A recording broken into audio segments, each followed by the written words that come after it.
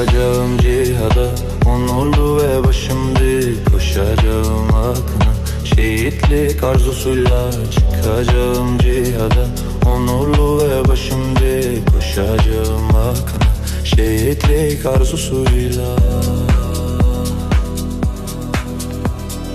Yaşamaktansa boyun bükerek tağutlara, Ya Rab sen nasip et varayım huzuruna.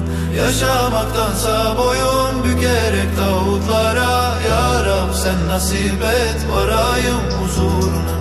En büyük arzum olan şehadet nişanıyla, En büyük arzum olan şehadet nişanıyla, En büyük arzum olan şehadet nişanıyla, En büyük arzum olan şehadet nişanıyla.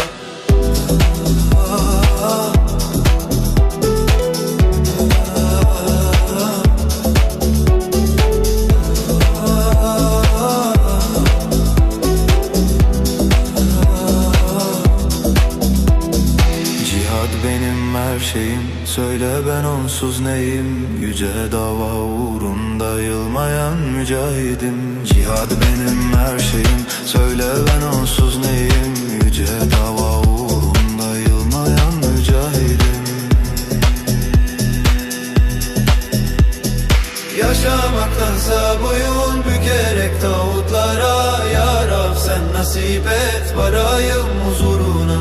Yaşamaktansa boyun bükerek tağutlara, Ya Rab sen nasip et varayım huzuruna.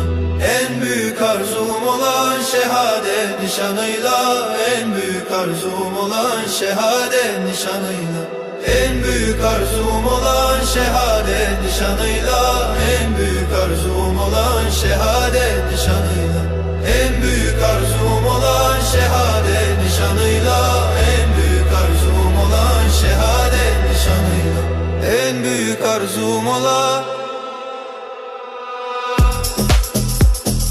şehadet